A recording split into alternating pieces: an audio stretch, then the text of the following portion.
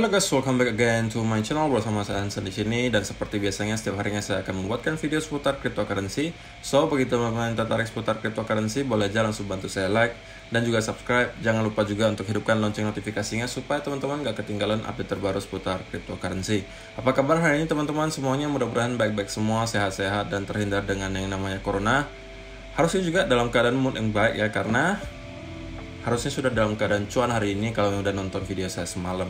Oke, pastinya kita akan update soal Bitcoin lagi hari ini. Kemudian nanti akan ada update analisis teknikalnya. Pastinya juga ada beberapa data beserta berita terbaru yang pengen saya share ke teman-teman semua. Jadi kalau misalnya teman-teman tertarik tentang semua itu, stay tune terus sampai akhir video. Jangan di skip videonya. Kita akan mulai videonya sekarang. Let's go. Oke guys, seperti biasa kita akan mulai dari coin market cap dulu. Pada hari ini secara global market cap crypto itu berada di angka 1,86 triliun dolar atau naik 5,91%. Bitcoin sendiri di angka 45.736, naik 5%. Ethereum 3.113, naik 5,7%. Binance 351, naik 3% juga. Cardano 1,46 dolar, XRP 0,8 dolar. Kemudian Dogecoin 0,25, lumayan ya kenaikannya. Polkadot ada di harga 20,45 dolar. Uniswap itu 28,73 dolar. Jadi itu adalah beberapa outlook beberapa top coin yang ada sekarang.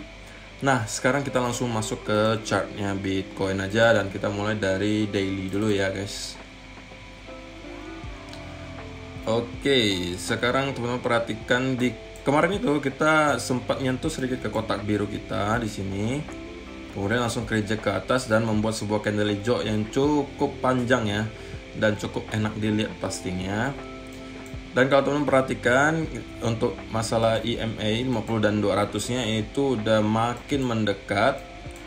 Jika kita dalam beberapa hari ke depan sideways atau naik sedikit ke atas, maka dalam beberapa hari ke depan kita kemungkinan sudah akan bisa ngelihat golden cross terjadi. Oke, jadi itu pastinya sebuah indikasi yang sangat positif. Cuman ada sebuah indikator yang perlu teman-teman waspadai, yaitu di RSI, di mana kita membentuk sedikit divergence ya di sini. Oke, di mana harganya kita membuat higher high, sementara di RSI itu membuat lower high. Ya, menunjukkan bahwa momentum pergerakan Bitcoin itu sedikit menurun dibandingkan rally pertama di sini. Momentumnya sedikit berkurang, tetapi bukan berarti ini langsung akan reversal. Paling kalau tidak sideways, ya kita masih bisa naik lagi sedikit sebelum kita terkoreksi.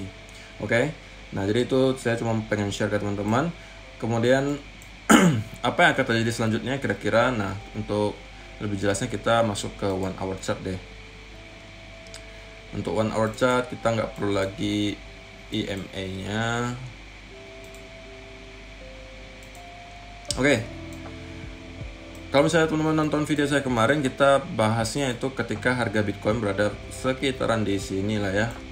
Dan saya udah bilang ini adalah area buy saya, jadi saya akan mencari peluang buy. Dan saya juga ada kasih rekomendasi beberapa koin yang menurut saya mempunyai peluang untuk naik ya. Jadi teman-teman tinggal pilih aja. Dan kalau misalnya teman-teman ikuti salah satu yang dari kemarin saya rekomendasiin, harusnya apapun itu sekarang udah dalam keadaan cuan. Kemarin saya ada sebutin berapa. Pertama BNB, karena BNB menyentuh trendline di sini, jadi ada kemungkinan untuk naik. Dan saya udah kasih tahu BNB pertama. Kedua Ethereum, karena kita retest support yang sebelumnya menjadi resisten yang sangat kuat di area sekitar 2900-an, dan kita kerja ke atas. Kalau misalnya teman-teman join di Ethereum juga selamat, harusnya dalam keadaan cuan. Kemudian saya juga ada sebutin XRP karena ada membentuk semacam pola flag yang disertai juga kita retest dengan area support sebelumnya. Nah, itu juga menjadi indikasi bahwa kemungkinan akan ada kenaikan lagi ke atas, dan ini persis seperti yang kita prediksikan ketika breakout di sini. Kita retest dulu ke trendline, baru kita naik lagi. Jadi itu textbook lah ya. Oke, jadi itu adalah beberapa koin yang saya kemarin kasih tahu. Dan kalau misalnya teman-teman udah pilih salah satu, harusnya sekarang udah dalam keadaan cuan. Nah, kalau misalnya teman-teman tanya, lalu gimana bang? Selanjutnya apa yang akan terjadi? Nah, untuk kondisi sekarang, ada dua skenario yang menurut saya bisa terjadi ya. Nah, tetapi saya mau pesan satu dulu guys. Mau pesan satu dulu. Kalau misalnya teman-teman udah dalam keadaan cuan, karena udah buy di area sini, ataupun koin lain yang udah buy dan udah dalam keadaan profit lumayan, saran saya selalu ingetin stop loss. Oke, stop lossnya. Kalau misalnya teman-teman buy di sini, mungkin misalnya teman-teman taruh stop lossnya di sini kemarin. Nah, sekarang kan harganya udah naik nih, lumayan jauh, dan profitnya udah lumayan ya. Nah, sekarang stop lossnya teman-teman sudah harus geser ke sini, ke break even point, atau ke harga opennya, ke harga teman-teman masuk. Oke, jadi apapun yang terjadi sekarang, teman-teman sudah tidak akan loss lagi dari trade ini. Atau kalau bisa teman-teman geser malah sedikit ke atas dalam keadaan profit stop lossnya. Jadi teman-teman sudah pasti profit di trade itu, hanya saja tergantung profitnya seberapa gitu ya. Jadi saya harus selalu ingatkan ke teman-teman supaya teman-teman udah hafal di luar kepala bahwa setiap sudah trade, kalau sudah profit lumayan, stop lossnya harus digeser. Dari keadaan loss, stop lossnya itu digeser ke break even. Kalau harganya naik lagi, ya sudah kita geser lagi ke dalam keadaan profit. Nah, kalau teman-teman ingat ketika kita beli, waktu saya beli di sini, itu trade-nya belum saya close sampai sekarang, dan yang saya ganti adalah stop lossnya. Ketika kemarin sudah di break even, saya naikin ke 40.000, kemarin saya naikin lagi ke 44.000. Jadi sekarang stop lossnya yang saya geser. Saya belum close tapi stop lossnya yang saya geser. Nah, teman-teman kalau udah profit, bantu like dulu dong, ya kan gratis. Saya nggak minta apa-apa, cuma bantu minta like doang. Oke? Bisa kan? Sip. Kalau yang udah, thank you yang udah bantu like. Dan juga kalau misalnya teman-teman yang udah profit, bolehlah komen di bawah, di kolom komentar di bawah. Saya pengen tahu kira-kira teman-teman nih udah cuannya seberapa gitu. Saya kan happy juga kalau misalnya bisa membuat teman-teman profit dan mengetahui profit teman-teman itu udah seberapa gitu. Saya pengen tahu gitu ya. Jadi bantu saya like dan juga komentar profitnya udah berapa gitu. Oke?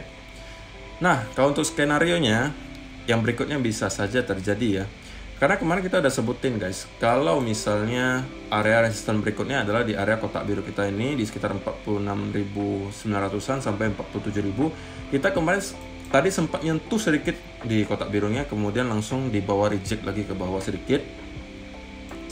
Selama ini skenario pertama ya. Selama trendline ini tidak tertembus, maka yang bisa saja terjadi adalah kita hanya bermain di sini, kemudian dibawa naik lagi ke atas. Nah, di area 50.000 ini, saya kemungkinannya bisa expect kita akan bermain cukup lama di sana. Kemungkinan kita akan sideways sedikit di sini, bermain di antara dua level ini mungkin, sebelum kita langsung naik ke atas. Oke? Itu skenario pertama, nanti saya akan jelaskan lebih lanjut kenapa saya berpikir ini bisa saja terjadi. Kemudian skenario kedua adalah jika kita breakout dari trendline ini dan membuat flag atau retest di sini, maka kita akan membuat dua wave correction kembali ke area support atau trendline di sini sebelum kita kembali naik ke atas. Jadi untuk sementara dua skenario itu menurut saya kemungkinan besar akan terjadi. Jadi teman-teman sesuaikan saja dengan pergerakan harganya. Selama trendline ini tidak ditembus, kalaupun ditembus jangan langsung teman-teman berpikir oh ini bakalan langsung turun ya. Kalau misalnya nembus sedikit, itu jangan langsung berpikir ini bakal turun jatuh jauh. Oke? Jangan langsung open short di sini. Ribet gitu jadinya nanti kan. Takutnya apa? Fake breakout. Cuman breakout sedikit langsung dibanting lagi ke atas, teman-teman loss lagi dong, ya kan? Selalu tunggu konfirmasi guys, selalu tunggu konfirmasi. Nah, skenario yang pertama kan saya bilang kita bisa saja selama trendline ini bertahan, kita bisa naik lagi ke area resisten berikutnya di area 50 ribuan dan kita akan sideways di sini kemungkinan. Kenapa itu bisa terjadi? Nah, teman-teman perhatikan di pergerakan harga sebelum-sebelumnya ya, ketika di mana ini? Nah, ini ketika di tahun ini di bear market ya yang menuju bull market, selalu saja ada fase di mana kita ngebuat sideways yang cukup panjang. Seperti misalnya di sini nih. Tuh. sideways-nya panjang banget. Oke. Atau at least kita membuat semacam ini nih. Tuh. Semacam ini. Semacam ini. Oke.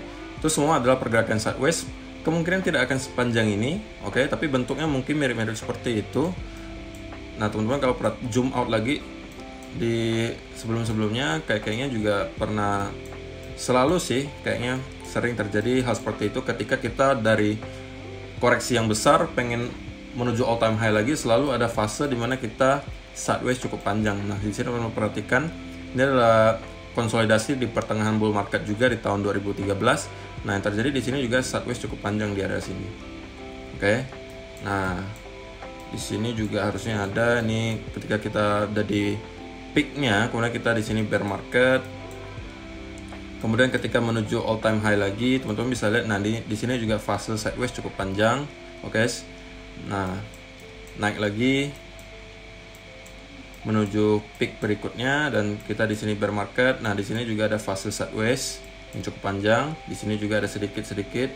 Nah, itu yang menurut saya bisa saja terjadi berikutnya ketika kita sudah nyampe ke area 50.000, oke. Jadi kemungkinan kita akan bisa jadi selama trendline tadi tidak tersentuh ya, tidak tertembus maksudnya, kita akan naik. Ya mungkin akan terkonsolidasi sedikit di sini. Bermain di antara dua level ini, di antara dua level yang signifikan di 50.000 dan di sekitar 47 ribuan. Setelah itu baru kita melanjutkan kenaikan ke atas. Oke, jadi itu juga menjadi sebuah bisa menjadikan kita sebuah indikator bahwa kalau misalnya ini terjadi sideways, maka kemungkinan besar itu kita akan langsung menuju ke all time high lagi. Tapi beda cerita kalau dari sini kita langsung terreject cukup kuat. Maka bisa jadi orang-orang yang sebelumnya selalu teriak-teriak bull trap, nah itu akan kembali lagi tuh. Ketika kalau misalnya kita nyampe ke sini tiba-tiba reject cukup kencang, maka pasti akan banyak lagi FUD yang bermunculan yang bilang apa saya bilang kan ini bull trap gitu ya.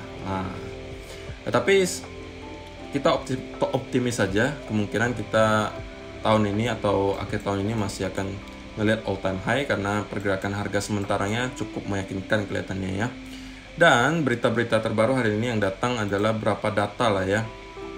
Pertama ini dikatakan Bitcoin awaiting second leg of bull market. Jadi katanya Bitcoin ini lagi menunggu-nunggu second leg atau bull market. Kan leg pertama sudah selesai di bulan Mei. Nah, kita koreksi second legnya baru aja akan dimulai menurut artikel ini ya. Nah, ini adalah gambar yang cukup menarik menurut saya. Ini adalah Bitcoin after 2012, 2016, and 2020 halving. Jadi harusnya teman-teman kalau udah main Bitcoin ya harusnya udah tahu lah ya. Kita ada event halving itu setiap 4 tahun sekali di Bitcoin, oke? Nah, di sini dia membandingkan chartnya setelah Bitcoin melakukan halving. Yang biru ini yang dari tahun 2012 ya. Ini halving 2012. Jadi setelah halving itu sekitar bulan ke-12 kita mencapai peaknya atau all time high bull marketnya. Oke, itu yang tahun 2012 sampai 2016. Nah, kalau yang 2016 sampai 2020 itu bulan ke-17 kita mencapai all time high-nya, dan yang merah ini yang sekarang. Nah, pergerakannya sebenarnya kalau kita lihat ini mirip sekali dengan pergerakan yang warna biru ini ya. Yang biru muda ini. Kita di pertengahan itu ada sedikit sideways atau koreksi sebelum kita melanjutkan second leg. Nah, ini yang disebut second leg-nya. Ini leg pertama, kita koreksi dulu second leg-nya ini. Ini leg pertama yang merah nah. Merah ya, ini yang merah. Ini leg pertama. Nah, kemungkinan kita akan membuat leg kedua. Nah, kalau misalnya teman-teman perhatikan, memang dari cycle ke cycle itu makin rendah ya. Jadi kenaikannya memang semakin kecil, walaupun pergerakannya ya mirip-mirip. Peaknya selalu sangat parabolik ya. Jadi kita kemungkinan ya nyentuh-nyentuh ke 100.000 atau 110.000, 120.000 sekitaran itu. Dan kita masih punya waktu mungkin 1-2 bulan lagi lah ya. Karena rata-rata kita nyampe peaknya itu di area 12 sampai 17 bulanan. Jadi antara kisaran itu kita udah nyampe ke all time high. Jadi kalau memang kita mengikuti historinya, memang harusnya tidak lama lagi kita akan ngeliat ke all time high berikutnya, oke? Dan di sini ada sebuah indikator. Di sini dikatakan artikelnya, no, Bitcoin isn't entering a 2018 like bear cycle. New data suggests as BTC targets 45k. Jadi kan kalau misalnya bulan-bulan lalu banyak orang bilang ini fasenya persis dengan bear market yang terjadi di 2018 ketika harganya jatuh tajam, kemudian ada dead cat bounce atau bull trap ke atas lalu dibanting lagi ke bawah. Nah, banyak orang yang berpikir sekarang persis dengan itu secara technical analysis menurut mereka. Tetapi ada sebuah data di sini yang menunjukkan hal yang berbeda. Nah, di sini dikatakan despite a strong rally to 45k, the Bitcoin market still has not seen a significant increase in altcoin over 1 year been spent. This is very different to the 2018 bear market where all hands took exit liquidity on most relief rallies. Oke. Jadi artinya apa? Di sini dikatakan walaupun kita udah rally kenceng ke $45.000, Bitcoin market ini tidak ngelihat ada pemegang koin lama atau yang sudah lebih dari setahun dipegang Bitcoinnya itu dijual. Ini sangat berbeda dengan yang terjadi di tahun 2018, di mana ketika ada terjadi rally, setiap terjadi rally, itu banyak sekali orang ngejual. Nah, ini ada gambarnya. Nah, kalau misalnya semakin keunguan warnanya ini, maka koin yang dijual itu adalah koin yang sudah di hold cukup lama, semakin ungu ya. Kalau orange itu berarti koinnya masih koin-koin baru, masih 1 bulan di hold, 2 bulan di hold. Nah, kalau misalnya teman-teman perhatikan bear market di tahun 2018 ini, ketika ada relief rally itu yang kayak gini nih guys. Saya tunjukin biar teman-teman nggak puyeng gitu ya. Apa tuh bang relief rally? Nggak ngerti bang. Nah ini relief rally itu kayak gini, yang orang banyak sebut bull trap. Nah ini ketika harganya turun tajam, tiba-tiba dibawa naik lagi. Nah ini adalah orang biasanya sebut dead cat bounce atau relief rally, atau teman-teman mau sebut bull trap terserah, yang kayak gini-gini nih tuh. Lalu dibawa reject lagi, coba lagi rally, reject lagi, coba lagi rally, di reject lagi. Nah itu adalah tanda-tanda bear market gitu ya. Setiap ada rally itu di reject ke bawah. Nah di sini dikatakan di tahun 2018 itu setiap ada rally semacam itu koin-koin yang sudah di hold cukup lama itu semuanya berhamburan keluar, pada dijual semua. Jadi long term holder itu semuanya udah pada keluar. Jadi orang udah pada, oh ini kayaknya bakalan bear market. Ini kelihatan keunguan semua yang keluar dan spike-nya cukup tinggi. Nah di sini juga sama, ketika ada rally ke atas sedikit, yang jual-jual itu nggak hanya koin-koin baru, tapi koin-koin yang sudah di hold lama juga udah dijual semua. Di sini juga sama. Nah tetapi ketika kita di tahun ini kita terkoreksi dan kita ada rally sekarang dari 29 sampai ke 45.000 sekarang, kita tidak ngelihat ada spike yang signifikan. Atau dalam artian teman-teman lihat nih di kotakin di sini. Altcoin remain relatively quiet. Jadi koin-koin yang sudah di hold lama itu sedikit banget yang ngejual. Jadi long term holder itu sedikit banget yang ngejual. Yang mendominasi adalah ini 3 month to 6 month altcoin dominate spending. Jadi koin-koin yang sekarang dijual itu rata-rata koin-koin yang baru di hold 3 bulan sampai 6 bulan. Jadi long term holder itu masih optimis rata-rata bahwa kita masih mempunyai second leg ke atas. Sampai capek saya jelasin. Oke guys, sebelum teman-teman pecah kepalanya karena terlalu banyak datanya ya, saya sudahi dulu video kali ini.